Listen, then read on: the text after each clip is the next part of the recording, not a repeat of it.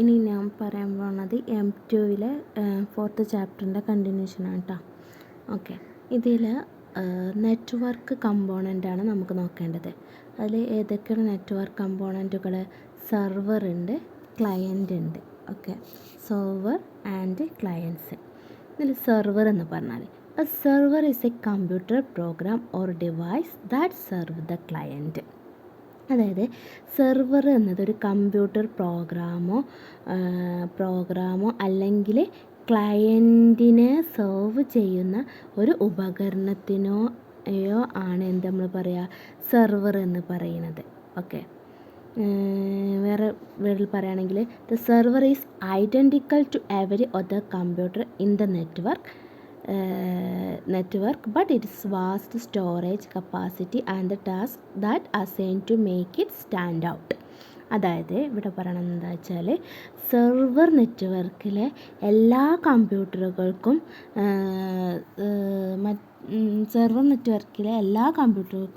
ഇത് എന്താണ്, ഇത് ഐഡൻറ്റിക്കലാണ്. പിന്നെന്താണ് ഇതിന് പ്രത്യേകത പറഞ്ഞാൽ ഇതിന് vast amount of storage capacity ഉണ്ട്. പിന്നെന്താണ്, ഓരോ ടാസ്ക് ചെയ്യാനുള്ള കഴിവും ഈ സെർവറിനുണ്ട്. Okay, the computer that runs operating system and offers service to other computer. അതായത്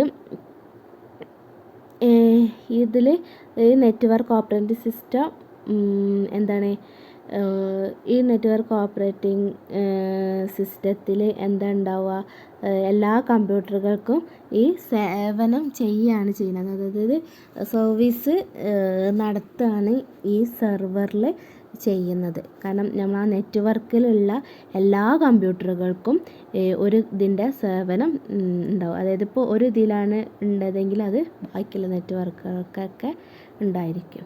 ഓക്കെ, ഇനി നെക്സ്റ്റാണ് ക്ലയൻസ്. ക്ലയൻസ് പറഞ്ഞാൽ എന്താണ്? Clients are the computer program or device that sends request to the server. അതായത് ഇവിടെ പറയണത് എന്താ വെച്ചാൽ, സെർവറിലേക്ക് റിക്വസ്റ്റ് സെൻഡ് ചെയ്യുന്ന കമ്പ്യൂട്ടർ പ്രോഗ്രാം അല്ലെങ്കിൽ ഡിവൈസസിനെയാണ് എന്ത് പറയുക, ക്ലയൻ്റ് എന്ന് പറയാം. ഓക്കെ, അതായത് other than the server any computer that is a part of shared network is referred to as a client. അത് വേറെ പറയുകയാണെന്ന് വെച്ചാൽ, സെർവർ ഒഴിച്ചുള്ള ബാക്കി എല്ലാ നെറ്റ്വർക്കിൻ്റെ പാർട്ടായിട്ടുള്ള ഏതൊരു കമ്പ്യൂട്ടറിനെയും ക്ലയൻ്റ് എന്ന് വിളിക്കുന്നു. ഓക്കെ, സെർവർ ഒഴികെയുള്ള ബാക്കി അതിനായിട്ട് എന്തായിരിക്കും, അതിനായിട്ട് ഷെയർ ചെയ്യുന്ന ഏതൊരു കമ്പ്യൂട്ടറിനെയും ക്ലയൻ്റ് എന്ന് വിളിക്കുന്നു. ഇവിടെ ക്ലയൻറ്റിൻ്റെ മെയിനായിട്ടുള്ള ഡ്യൂട്ടി എന്ന് പറയുന്നത് എന്താണ്, അതിൻ്റെ അതായത് ക്ലയൻറ്റ് എങ്ങനെയാണ് നമ്മളതൊന്ന് ഡിവൈഡ് ചെയ്യാമെന്ന് അറിയുക. ഈ ക്ലയൻസ് എന്നുള്ള നിലക്ക്, അതായത് കമ്പ്യൂട്ടറിൻ്റെ ഡ്യൂട്ടിയും അതിൻ്റെ സ്റ്റോറേജ് കപ്പാസിറ്റിക്കും അനുസരിച്ചിട്ടാണ് ഈ കമ്പ്യൂട്ടേഴ്സുകളൊക്കെ എന്താണ്, ഈ ക്ലയൻസ് എന്ന നിലക്ക് ഇത് ഡിവൈഡ് ചെയ്യുന്നത്. ഓക്കെ, ഇനി നെക്സ്റ്റാണ് കമ്മ്യൂണിക്കേഷൻ മീഡിയ. കമ്മ്യൂണിക്കേഷൻ മീഡിയ എന്ന് പറഞ്ഞാൽ എന്താണ്? The computers in A network are connected through A communication media. അതായത് കമ്പ്യൂട്ടർ നെറ്റ്വർക്കുകൾ ഒരു കമ്മ്യൂണിക്കേഷൻ മീഡിയ വഴി എന്തായിരിക്കും, കണക്റ്റഡ് ആയിരിക്കും. അതായത് ഡാറ്റകൾ ട്രാൻസ്മിറ്റ് ചെയ്യാനും വേണ്ടിയിട്ട് ഒരു കമ്മ്യൂണിക്കേഷൻ മീഡിയ വേണം. അതിൽ നമ്മൾ യൂസ് ചെയ്യുന്നതാണ് ഏതൊക്കെയാണ് ട്രാൻസ്മിഷൻ മീഡിയകളാണ്: twisted pair wire, coaxial cable, optical fibre cable, wired or bounded wire. ഇതൊക്കെ എന്താണ്, ഒരു ട്രാൻസ്മിഷൻ മീഡിയകൾക്ക് എക്സാമ്പിൾസാണ്. അതിൽ ഫസ്റ്റ് വണ്ണാണ് വയേർഡ് ഓർ ബൗണ്ടഡ്. അതായത് ഇവിടെ പറയണമെന്ന് വെച്ചാൽ, signals in a bounded media are contain within the medium and cannot exit it. അതായത് ഒരു ബൗണ്ടഡ് മീഡിയത്തിലെ സിഗ്നലുകൾ ഉണ്ടാവില്ല, അത് ആ മീഡിയത്തിനുള്ളിൽ തന്നെ അടങ്ങിയിരിക്കും. അതിൽ നിന്ന് അതിന് എന്തായിരിക്കില്ല, പുറത്ത് കടക്കാൻ കഴിയില്ല. അതായത് അതൊരു ആ ഇതിൽ തന്നെ ആ മീഡിയ സിഗ്നലുകൾ തന്നെ ആ ഇതിലൊരു ബൗണ്ടഡ് മീഡിയത്തിൽ തന്നെ ആയിരിക്കും അതിൽ ഇൻക്ലൂഡഡ് ആയിട്ടുണ്ടാവുക. ഈ വയേർഡിന് എക്സാമ്പിൾസ് ആണ്, വയേർഡ് അല്ലെങ്കിൽ ബൗണ്ടഡ് മീഡിയകൾക്ക് എക്സാമ്പിൾസുകളാണ് twisted pair wire, coaxial cable, പിന്നെന്താണ് and optical fibre cable. Twisted pair wire, coaxial cable, optical fibre cable. അതിൽ ഫസ്റ്റ് വൺ ആണ് twisted pair wire. Twisted pair wire എന്ന് പറഞ്ഞാൽ twisted pair cables have two conductors each of which is insulated and are often composed of copper. അതായത് twisted pair എന്നൊക്കെ ആണെങ്കിൽ 2 കണ്ടക്ടറുകൾ കൂടിയിട്ടുള്ളതാണ് twisted pair എന്ന് പറഞ്ഞാൽ. ഓരോന്നും ഇൻസുലേറ്റ് ചെയ്തിട്ടുണ്ട്, കോപ്പർ കൊണ്ട് ഓരോന്നും എന്തായിട്ടുണ്ട്, ഇൻസുലേറ്റ് ചെയ്തിട്ടുണ്ട്. ഓക്കെ. ഈ ട്വിസ്റ്റഡ് പെയർന്ന് ഉള്ള പേര് വരാൻ കാരണം തന്നെ എന്തുകൊണ്ടാണ്, ഈ 2 കണ്ടക്ടറുകൾ തമ്മിൽ ട്വിസ്റ്റ് ചെയ്തത് കൊണ്ടാണ് ഇതിന് ആ ട്വിസ്റ്റഡ് പെയർ വയർ എന്നുള്ള പേര് വരാൻ തന്നെ കാരണം. ഓക്കെ. ഇനി നെക്സ്റ്റ് വൺ ആണ് കൊയാക്സിയൽ കേബിൾ. കൊയാക്സിയൽ കേബിൾ എന്ന് പറഞ്ഞാൽ എന്താണ്, an inner conductor is encircled by a tubular insulating layer and a tubular conducting shield in coaxial cable, also known as coax. അതായത് ഒരു ഇൻ്റർ കണ്ടക്ടർ എൻസൈക്കിൾ ചെയ്തിട്ടുള്ള ഒരു ട്യൂബുലാർ ഇൻസുലേറ്റിംഗ് ലെയറാണ് ഇത്. ആ ട്യൂബുലാർ ഈ ഒരു കണ്ടക്ട് ഷീൽഡ് ഉണ്ടാവുമല്ലോ, അതൊരു എൻസൈക്കിൾ ഷീൽഡ് കൊണ്ടാണ് കണ്ടക്ട് ചെയ്തിട്ടുള്ളതെന്ന് പറഞ്ഞല്ലോ. അതാണ് അതിനെയാണ് നമ്മളെന്ത് വിളിക്കുക, കൊയാക്സ് എന്ന് പറയാം. ആ ഷീൽഡ് ഉണ്ടാക്കിയിരിക്കുന്നത് കൊയാക്സിയൽ കേബിൾ, അതുകൊണ്ട് അതിനെന്താണ് നമ്മൾ വിളിക്കുക, കൊയാക്സ് എന്ന് വിളിക്കും. കൊയാക്സിയൽ കേബിൾ കൊണ്ടാണ് ആ ആ ട്യൂബുലാർ ആ ലെയറിനെ പറയാം. ഓക്കെ. പിന്നെ an insulating outer sheath or jacket, another feature of many coaxial cable. അതായത് ഒരു ഇതിൻ്റെ ഈ കൊയാക്സ് ഈ ഇൻസുലേറ്റിൻ്റെ ഔട്ടർ ഇതുണ്ടല്ലോ, അല്ലെങ്കിൽ ആ ഇതൊക്കെ നിരവധി കൊയാക്സിയൽ കേബിൾ കൊണ്ട് കേബിളിൻ്റെ ആ ഫീച്ചർ യൂസ് ചെയ്തിട്ടാണ് ഉണ്ടാക്കിയിരിക്കുന്നത്. ഓക്കെ. ഇനി അടുത്തത് ഒപ്റ്റിക്കൽ ഫൈബർ കേബിൾ. ഈ ഒപ്റ്റിക്കൽ ഫൈബർ കേബിൾ എന്താണ് അത് അയലുണ്ട്, അതായത് നമ്മൾ ഒപ്റ്റിക്കലായിട്ട് ലൈറ്റായിട്ട്. Okay. It refers to the technology and material used for information transmission via light pulses travelling over a glass or fibre. അതായത് ഇതിൻ്റെ ട്രാൻസ്മിഷൻ നടക്കുക ലൈറ്റ് പൾസസ് യൂസ് ചെയ്തിട്ടാണ്. അതായത് ഒരു ഗ്ലാസ്സിലോ ഒരു ഫൈബർ മെറ്റീരിയൽസിലൊക്കെ ഡാറ്റകൾ പാസ് ചെയ്ത് പോവും. കാരണം വെച്ചാൽ ഇത് ലൈറ്റ് പൾസസുകൾ യൂസ് ചെയ്തിട്ടാണ് ഇവിടെ ഈ ഒപ്റ്റിക്കൽ ഫൈബറിൽ ഡാറ്റകൾ ട്രാൻസ്മിറ്റ് ചെയ്യുന്നത്. ഓക്കെ. ഇനി നെക്സ്റ്റ് പറയാനുള്ളത് വയർലെസ് ഓർ അൺബൗണ്ടഡ്. വയർലെസ് എന്ന് പറഞ്ഞാൽ തന്നെ നമുക്ക് കിട്ടും വയർ കണക്ഷനില്ല, വയർ കണക്ഷൻ ഇല്ലാതെ തന്നെ, അതായത് അതൊരു ഏതൊരു കണക്ടിവിറ്റി ഇല്ലാതെ തന്നെ ഡാറ്റകൾ പാസ് ചെയ്യാം. അങ്ങനെയാണ് നമ്മൾ വയർലെസ് ഓർ അൺബൗണ്ടഡ് എന്ന് പറഞ്ഞാൽ. ഒരു ബൗണ്ടഡ് മീഡിയയും അതിൽ ഇൻക്ലൂഡഡ് ആയിട്ട് ഉണ്ടാവില്ല. ഓക്കെ. ഈ electromagnetic waves are transported by unguided media without the use of a physical conductor wireless communication is common name for this kind of communication. അതായത് ഒരു ഫിസിക്കൽ കണ്ടക്ടറുകളും ഇല്ലാതെ തന്നെ ഇലക്ട്രോ മാഗ്നറ്റിക് വേവ് പോലെയാണ് ഇതിൻ്റെ ട്രാൻസ്പോർട്ട് നടക്കുന്നത്. Signals are typically broadcast via open space making them accessible to anyone with a device that can pick them. അതായത് ഇതിൻ്റെ signals പറഞ്ഞാൽ ഇതിൻ്റെ ബ്രോഡ്കാസ്റ്റ് ചെയ്യുന്നത് ഇത് ഓപ്പൺ സ്പേസിലായിരിക്കും. ഇതിൻ്റെ ഓപ്പൺ സ്പേസിലാണ് ഈ ഡാറ്റകൾ എന്ത് ചെയ്യാം ടിപ്പിക്കലായിട്ട് ബ്രോഡ്കാസ്റ്റ് ചെയ്യുന്നത്. എന്നിട്ട് അതിൽ നിന്ന് ആ ഓപ്പൺ സ്പേസിൽ നിന്ന് ഏതെങ്കിലും ഡിവൈസുകൾ യൂസ് ചെയ്തിട്ട് നമുക്ക് എന്തായിരിക്കും ആ ഡാറ്റകൾ പിക്ക് ചെയ്യാൻ പറ്റും. അതിൽ നിന്ന് ഡാറ്റകൾ പിക്ക് ചെയ്യാൻ പറ്റും. ഈ വയർലെസ് അല്ലെങ്കിൽ അൺബൗണ്ടഡിന് എക്സാമ്പിൾസുകളാണ് വൈഫൈ, ബ്ലൂടൂത്ത് തുടങ്ങിയവ. ഓക്കെ, ഇതിൽ വൈഫൈ എന്ന് പറഞ്ഞാൽ എന്താണ്? Wifi is A wireless network technology that enables printers and video cameras to connect to the internet as well as computers, mobile devices and other devices. അതായത് നമുക്ക് wifi എല്ലാവർക്കും അറിയാമല്ലോ അല്ലേ? അതായത് അതൊരു വയർലെസ് നെറ്റ്വർക്ക് ടെക്നോളജിയാണ്.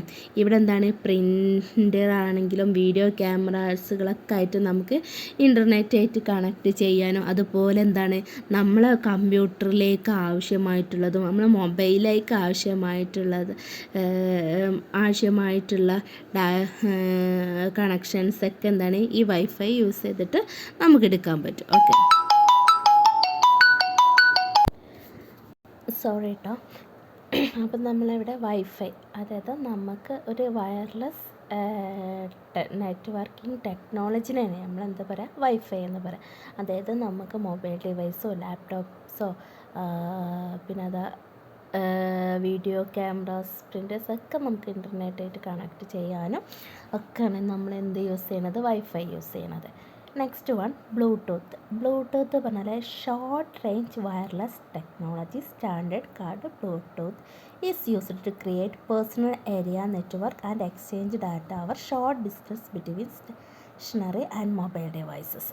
അതായത് ഒരു മൊബൈൽ ഡിവൈസസിലേക്കോ ഒരു കമ്പ്യൂട്ടറിലേക്കോ ആയാലും നമ്മൾ ഡാറ്റകൾ ഷെയർ ചെയ്യാൻ ഷോർട്ട് ഡിസ്റ്റൻസിലാണ് ഉള്ള ഡാറ്റകൾ ഷെയർ ചെയ്യാനും വേണ്ടിയിട്ടാണ് നമ്മൾ ബ്ലൂടൂത്ത് യൂസ് ചെയ്യുന്നത്. ഒരു ഷോർട്ട് റേഞ്ചിൽ യൂസ് ചെയ്യാൻ പറ്റുന്ന വയർലെസ് ടെക്നോളജിനെയാണ് നമ്മളെന്താ പറയുക, ബ്ലൂടൂത്ത് എന്ന് പറയുന്നത്. ഓക്കെ, ഇനി നെക്സ്റ്റ് വൺ നെറ്റ്വർക്ക്സുകളുടെ ടൈപ്പുകളാണ്. അതായത് ടൈപ്സ് ഓഫ് നെറ്റ്വർക്ക്സ്.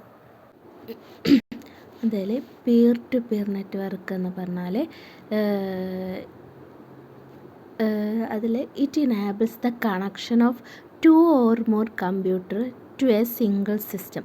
അതായത് 2 അതിലധികമോ കമ്പ്യൂട്ടർ ഒറ്റ സിംഗിൾ സിസ്റ്റത്തിൽ കണക്ട് ചെയ്യുന്നതിനെയാണ് എന്ത് പിയർ ടു പിയർ നെറ്റ്വർക്ക് എന്ന് പറഞ്ഞത്. ഇത് പറഞ്ഞാൽ ഒരു അതായത് ടാസ്കുകളൊക്കെ എന്താണ് ഓരോ പീറിലേക്ക്, അതായത് ഒരു നോഡ് എന്ന് പറഞ്ഞാൽ ഒരു പീറ്, ആ ഒരു പീറിലേക്കായിട്ടും കണക്ട് ചെയ്തിരിക്കുകയാണ് ചെയ്യുന്നത്. ഓക്കെ, അതായത് നമ്മളിപ്പോൾ ഒരു 2 ലാപ്ടോപ്പുകൾ കണക്ട് ചെയ്യുന്നതിന് അതായത് പീറായിട്ടാണ് നമ്മൾ കണക്കാക്കുന്നത്. 2 ഓരോരോ കണക്ഷനായിട്ട് പീറുകളായിട്ടാണ് നമ്മളത് കണക്കാക്കുന്നത്. അപ്പോൾ അതുകൊണ്ട് തന്നെ ഒരു പീറിൽ നിന്ന് മറ്റൊരു പീറിലേക്ക് ഡാറ്റകൾ സെൻഡ് ചെയ്യും. ഓക്കെ, അതായത് ഒരു അതായത് 2 ലാപ്ടോപ്പുകൾ, അതായത് ഒരു ലാപ്ടോപ്പ് ഒരു പീറും മറ്റൊരു ലാപ്ടോപ്പ് മറ്റൊരു പീറായിരിക്കും. അതാണ് പിയർ ടു പിയർ നെറ്റ്വർക്ക് എന്ന് പറയുന്നത്. ഓക്കെ, ഇനി നെക്സ്റ്റ് നമുക്ക് പറയാനുള്ളതാണ് client server network. Client server network എന്ന് പറഞ്ഞാൽ എന്താണ്? A client server network serve as a conduct for user to access services and resources from a central computer through a WAN or LAN. അതായത് ഒരു central കമ്പ്യൂട്ടറിൽ നിന്ന് ലാനോ അല്ലെങ്കിൽ വാനോ വഴി എന്താണ് അതിൻ്റെ സർവീസുകളും അതിൻ്റെ റിസോഴ്സുകളും ആക്സസ് ചെയ്യാനുള്ള ഒരു ഒരു നെറ്റ്വർക്കായിട്ടാണ് എന്താണ് ഈ ക്ലയൻറ്റ് സെർവർ നെറ്റ്വർക്ക് പ്രവർത്തിക്കുന്നത്. ഓക്കെ, ഈ client server network are predominantly utilized for hosting games, providing web service and running the private network in corporate settings. അതായത് ഈ ക്ലയൻറ്റ് സെർവർ നെറ്റ്വർക്ക് എന്തിനൊക്കെയാണ് യൂസ് ചെയ്യുന്നത്? അതായത് ഗെയിമുകൾ പോസ്റ്റ് ചെയ്യുന്നതിനും അല്ലെങ്കിൽ എന്താണ് വെബ് സർവീസുകൾക്ക് വേണ്ടിയിട്ടോ അല്ലെങ്കിൽ എന്താണ് ഇത് ഏതെങ്കിലും എന്താണ് പ്രൈവറ്റ് നെറ്റ്വർക്കുകൾ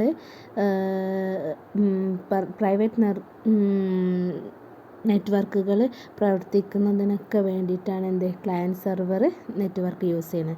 മെയിനായിട്ട് എന്താ പറഞ്ഞാൽ ഒരു സെൻട്രൽ കമ്പ്യൂട്ടറിൽ നിന്ന് വാൻ അല്ലെങ്കിൽ ലാൻ വഴി ഇതിൻ്റെ സർവീസുകളും ഇതിൻ്റെ റിസോഴ്സുകളും ആക്സസ് ചെയ്യാനുള്ള നെറ്റ്വർക്കായിട്ടാണ് ഇത് ആക്സസ് ചെയ്യാനുള്ളൊരു മീഡിയ ആയിട്ട് എന്താണ് ഇത് യൂസ് ചെയ്യുന്നത്. അതായത് ക്ലയൻറ്റ് സെർവർ നെറ്റ്വർക്ക് യൂസ് ചെയ്യുന്നത്. ഓക്കെ, ഇനി നെക്സ്റ്റ് പറയാനുള്ളത് അഡ്രസ്സിങ് ഇൻ ഇൻ്റർനെറ്റ് ആണ്. അതിൽ first one addressing in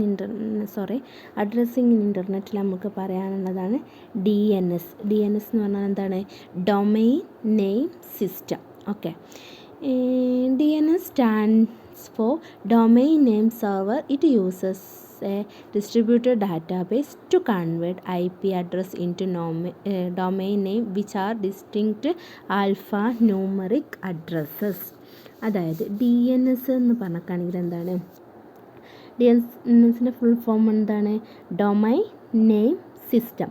ഇതെന്തിനാണ് use ചെയ്യുന്നത് എന്ന് വെച്ചാൽ ഇതിൻ്റെ IP അഡ്രസ്സുകളെ ഡിഫറൻ്റ് ആയിട്ടുള്ള ന്യൂമറിക് അഡ്രസ്സുകളാക്കിയിട്ട് എന്താണ് ഡൊമെയിൻ നെയിമുകളാക്കി ന്യൂമറിക് അഡ്രസ്സുകളുള്ള ഡൊമെയിൻ നെയിമുകളാക്കി മാറ്റാനും വേണ്ടിയിട്ട് യൂസ് ചെയ്യുന്ന ഒരു ഡിസ്ട്രിബ്യൂട്ടഡ് ഡാറ്റാബേസ് ഉപയോഗിക്കുന്നു. അതാണ് ഇവിടെ DNSനെ കൊണ്ടുള്ള ഉപയോഗം. അതായത് IP അഡ്രസ്സുകളെ ഡിഫറെൻ്റ് ന്യൂമറിക് നെയിമുകളായ ഡൊമെയിൻ നെയിമുകളാക്കി ന്യൂമറിക് അഡ്രസ്സുകളുടെ ഡൊമെയിൻ നെയിമുകളാക്കി മാറ്റാൻ ഒരു ഡിസ്ട്രിബ്യൂട്ടഡ് ഡാറ്റാബേസ് ഉപയോഗിക്കുകയാണ് ഈ DNSൽ നടക്കുന്നത്. A domain name basically consists of a string of letters or numbers separated by one or more periods. അതായത് ഇതിൽ ഡൊമെയിൻ നാമത്തിൽ ഒന്നോ അതിലധികമോ ഇങ്ങനെ ഓരോരോ പീരിയഡുകളാക്കിയിട്ട് വേർതിരിച്ച അക്കങ്ങളുടെയോ ഒരു സ്ട്രിങ് അടങ്ങിയിരിക്കുന്നുണ്ട്. ഓരോരോ വിഭാഗങ്ങളാക്കിയിട്ട് ഓരോരോ പീരിയഡുകളാക്കി വേർതിരിച്ച് കൊണ്ട് അതായത് സ്ട്രിങ്ങുകളുടെയോ പിന്നെന്താണ് ലെറ്റേഴ്സുകളുടെയോ ഒരു സ്ട്രിങ് ഇതിൽ അതായത് അക്ഷരങ്ങളുടെയോ അക്കങ്ങളുടെയോ അതായത് ഒരു നമ്പേഴ്സിൻ്റെയോ അല്ലെങ്കിൽ എന്താണ് ലെറ്റേഴ്സുകളുടെയോ ഒരു സ്ട്രിങ് ഇതിൽ അടങ്ങിയിട്ടുണ്ട്. ഓക്കെ, ഇനി ഡൊമെയിൻ നെയിമും അതിൻ്റെ ഓർഗനൈസേഷനാണ് പറയാനുള്ളത്. 4 കാറ്റഗറി ആയിട്ട് ഡൊമെയിൻ നെയിമുകളെ നമ്മൾ തരംതിരിച്ചിട്ടുണ്ട്. Top level domains, second level domains and third level domains and country specific domain. ഇതിൽ first one top level domains. Top level domain എന്ന് പറഞ്ഞാൽ every domain name has a top level domain label at the end of the domain name. അതായത് ലാസ്റ്റിലുള്ള, അതായത് ഈ domain നെയിമിൻ്റെ ലാസ്റ്റിലുള്ളതാണ് നമ്മൾ എന്താ പറയുക ടോപ്പ് ലെവൽ ഡൊമെയിൻ എന്ന് പറയാം. For instance the top level domain for the domain www.google.com is A com. അതാണ് കോം എന്നുള്ളതാണ് എന്താണ് അതിൻ്റെ ടോപ്പ് ലെവൽ ഡൊമെയിൻ എന്ന് പറയുന്നത്. കുറച്ച് ടോപ്പ് ലെവൽ ഡൊമെയിൻ എക്സാമ്പിൾസാണ് GOV എന്ന് പറയുമ്പോൾ ഏതെങ്കിലും ഒരു www.gov എന്നാണ്. അതെന്താണ് ഗവൺമെൻറ് വെബ് പേജസുകളാണ് സൂചിപ്പിക്കുന്നത്. GOV എന്നുള്ളത് അതിന് മെൻഷൻ ചെയ്യുന്നത് ഏതാണ് ഗവൺമെൻറ് വെബ്സൈറ്റുകൾ. EDU എന്നുള്ളതുണ്ടാവും ചിലത്, അതിൽ എഡ്യൂക്കേഷണൽ വെബ് പേജുകളാണ്. അതിൽ എഡ്യൂക്കേഷണലായിട്ടുള്ള കാര്യങ്ങൾ ചെയ്യുന്ന വെബ്സൈറ്റുകളാണത്.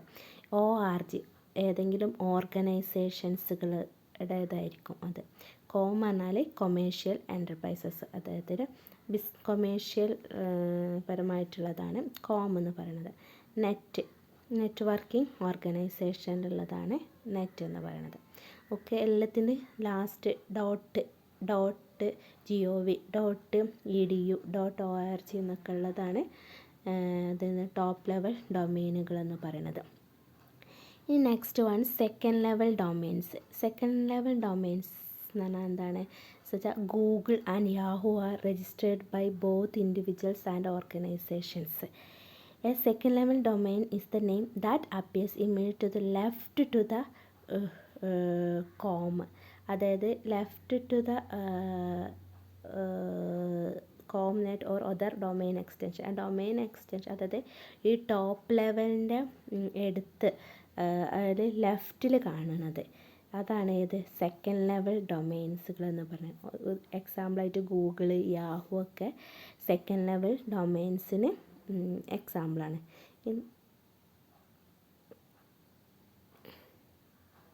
ഈ next one third level domain. Owner of second level domain can register third level domains names. അതായത് സെക്കൻഡ് ലെവൽ ഡൊമെയിൻസിൻ്റെ ഓണേഴ്സിനെ രജിസ്റ്റർ ചെയ്തിട്ടുള്ളതാണ് തേർഡ് ലെവൽ ഡൊമെയിൻ എന്ന് പറയുന്നത്. Third level domain can be used to create different website for specialised purpose such as www.drive.google.com or individual domains for certain users such as domain for online access and one for email. അതായത് നമ്മൾ ആ ഇതിൻ്റെ ഇതുണ്ടല്ലോ വെബ്സൈറ്റിൽ first www എന്നുണ്ടല്ലോ, അതാണ് എന്ത് third level domain എന്ന് പറയുന്നത്. ഓക്കെ, ഇനി നെക്സ്റ്റ് കൺട്രി ഡൊമെയിൻ. ഓരോ കൺട്രികൾക്ക് ഓരോ ഡൊമെയിൻ നെയിം ആയിരിക്കും. അതായത് the top level internet domain for every country in the world each with distinct alphabet identification. അതായത് ഓരോന്ന്, അതായത് ഇന്ത്യക്കാണെങ്കിൽ ഇന്ന്, ഓസ്ട്രേലിയക്കാണെങ്കിൽ AU, കാനഡക്കാണെങ്കിൽ CA, അങ്ങനെ എന്താണ് കൺട്രി, ഓരോ കൺട്രികൾക്കും ഓരോ ഡൊമെയിൻ നെയിമുകൾ ഉണ്ടായിരിക്കും. Okay,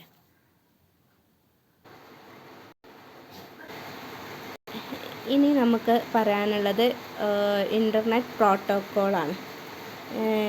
understand internet protocol.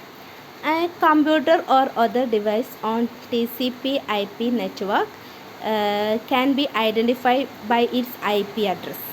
അതായത് ഒരു TCP/IP നെറ്റ്വർക്കിലെ ഒരു കമ്പ്യൂട്ടറിനെയോ അല്ലെങ്കിൽ മറ്റ് ഡിവൈസസുകളെയോ അതിൻ്റെ IP അഡ്രസ്സ് ഉപയോഗിച്ചിട്ട് തിരിച്ചറിയാൻ കഴിയും. അതായത് ഒരു TCP/IP നെറ്റ്വർക്കിലെ ഒരു കമ്പ്യൂട്ടറിനെയോ അല്ലെങ്കിൽ മറ്റ് ഡിവൈസസുകളെയോ അതിൻ്റെ IP അഡ്രസ്സ് ഉപയോഗിച്ചിട്ട് തിരിച്ചറിയാൻ കഴിയും. Okay, TCP/IP based network route message according to the target IP addresses.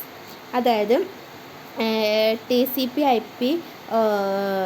TCP/IP base ചെയ്തിട്ടുള്ള നെറ്റ്വർക്കുകൾ അതിൻ്റെ IP അഡ്രസ്സ്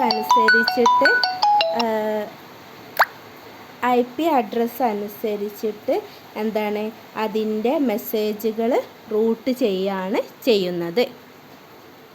ഇനി IP അഡ്രസ്സിൻ്റെ ഫോർമാറ്റാണ് നമുക്ക് പറയാനുള്ളത്. അത് പറഞ്ഞാൽ an IP address is written as 4 digits separated by periods using 32-bit format. അതായത് ഓരോ IP അഡ്രസ്സിൽ അതിൻ്റെ 4 ഡിജിറ്റ് സെപ്പറേറ്റഡ് ആയിരിക്കുന്നുണ്ടാവും. അതായത് 32 ബിറ്റ് ഫോർമാറ്റിൽ ഓരോ 4 ഡിജിറ്റുകളും 4 ഡിജിറ്റ് കഴിയുമ്പോഴും അതിന് സെപ്പറേറ്റ് ചെയ്തിട്ടുണ്ടാവും.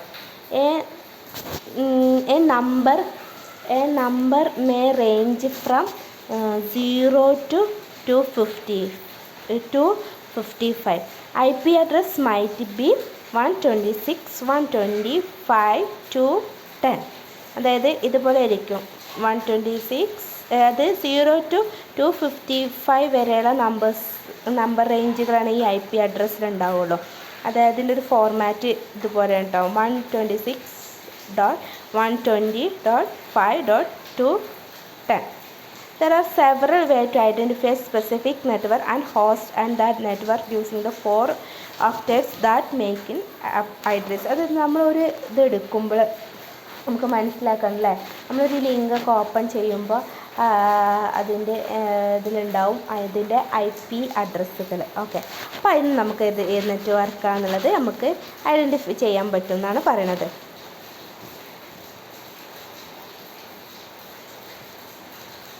IP address can either dynamic or static. അതായത് IP അഡ്രസ്സ് ഒന്നെങ്കിൽ ഡൈനാമിക് ആയിരിക്കും അല്ലെങ്കിൽ സ്റ്റാറ്റിക് ആയിരിക്കും. IP address is a static IP address is A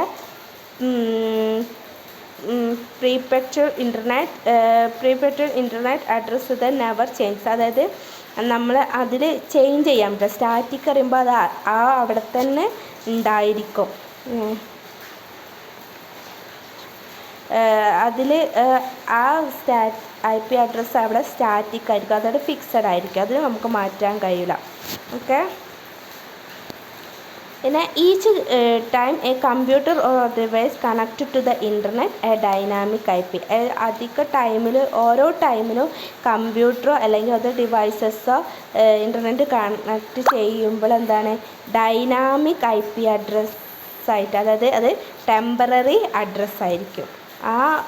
ഓരോ ടൈം നമ്മൾ അല്ലെങ്കിൽ ഓരോ ഡിവൈസ് കണക്ട് ചെയ്യുമ്പോഴും അതിന് ഡൈനാമിക് IP അഡ്രസ്സായിരിക്കും നമുക്ക് കിട്ടുക.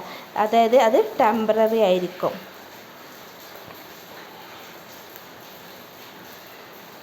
പിന്നെ നമുക്ക് എങ്ങനെയാണ് IP അഡ്രസ്സ് കണ്ടെത്തുക എന്നുള്ളതാണ്. ഇനി നമുക്ക് നെക്സ്റ്റ് പറയാനുള്ളത് അവിടെ എങ്ങനെയാണ് നമുക്ക് IP അഡ്രസ്സ് കണ്ടെത്തുക എന്നുള്ളതാണ്. അവിടെ ഉണ്ട്. അതായത് നമ്മൾ കൺട്രോൾ പാനലിൽ കമാൻഡ് ലൈൻ, അതായത് കമാൻഡ് പ്രോംപ്റ്റിൽ പോയിട്ട് എന്താണ് IP കോൺഫിഗറേഷൻ അടിച്ചാൽ നമുക്ക് എന്താണ് അതിൻ്റെ IP ഡീറ്റെയിൽസുകൾ നമുക്ക് കിട്ടും. ഓക്കെ, അതിൻ്റെ അഡ്രസ്സുകളുണ്ട്. അതായത് അവിടെ IPv4 അഡ്രസ്സ് എന്ന് പറഞ്ഞിട്ട് അവിടെ 192.168.10.191 എന്നുള്ളത്. അപ്പോൾ മനസ്സിലായോ? അതായത് നമ്മൾ കമാൻഡ് പ്രോംപ്റ്റ് എടുത്തിട്ട് അവിടെ പോയിട്ട് IP കോൺഫിഗറേഷൻ അടിച്ചാൽ നമുക്ക് IP അഡ്രസ്സ് കിട്ടും. പിന്നെ നമുക്ക് നെറ്റ്വർക്കിന് നമുക്ക് IP അഡ്രസ്സ് കിട്ടാനും വേണ്ടിയിട്ട് നമ്മൾ കൺട്രോൾ പാനലിൽ വിൻഡോസ് കൺട്രോൾ പാനലിൽ പോയിട്ട് നെറ്റ്വർക്ക് ആൻഡ് ഇൻ്റർനെറ്റ് സെലക്ട് ചെയ്തിട്ട് അവിടെ ഇൻ്റർനെറ്റ് ആൻഡ് ഷെയറിംഗ് സെൻറ്റർ ഉണ്ടാവും. ഓക്കെ, എന്നിട്ട് അവിടെ കണക്ഷൻ പോയിട്ട് പിന്നെ വയർലെസ് അല്ലെങ്കിൽ ഇഥർനെറ്റിൽ പോയാൽ അവിടെ നമുക്ക് ആ ഡീറ്റെയിൽസ്, അതായത് നെറ്റ്വർക്ക് കണക്ഷൻ ഡീറ്റെയിൽസ് അവിടെ കാണും. ഓക്കെ, അവിടെ കണ്ടല്ലോ IPv4, അതിൽ ആ ഡീറ്റെയിൽസ് കാണുന്ന പേജാണ് കേട്ടോ അവിടെ കൊടുത്തിട്ടുള്ളത്. ഓക്കെ, നെറ്റ്വർക്ക് കണക്ഷൻ്റെ ഡീറ്റെയിൽസ്, അതായത് നമ്മൾ കൺട്രോൾ പാനലിൽ പോയിട്ട് വിൻഡോസ് കൺട്രോൾ പാനൽ സെലക്ട് ചെയ്തിട്ട് നെറ്റ്വർക്ക് ആൻഡ് ഇൻ്റർനെറ്റ് സെലക്ട് ചെയ്തിട്ട് അവിടെ ഇൻ്റർനെറ്റ് ആൻഡ് ഷെയറിംഗ് സെൻറ്ററിൽ പോയിട്ട് കണക്ഷൻ അടിച്ച് അതിൽ വയർലെസ് ഓർ ഇഥർനെറ്റ് ആയിട്ട് നമ്മൾ ഡീറ്റെയിൽസ് നോക്കിയാൽ നമുക്കവിടെ നെറ്റ്വർക്ക് കണക്ഷൻ ഡീറ്റെയിൽസ് നമുക്ക് കിട്ടും. ഓക്കെ, ഇനി നെക്സ്റ്റ് ഉള്ളത് നെറ്റ്വർക്ക് ടോപ്പോളജി. അത് നമുക്ക് നെക്സ്റ്റ് ക്ലാസ്സിൽ എടുക്കാം കേട്ടോ. Okay, thank you.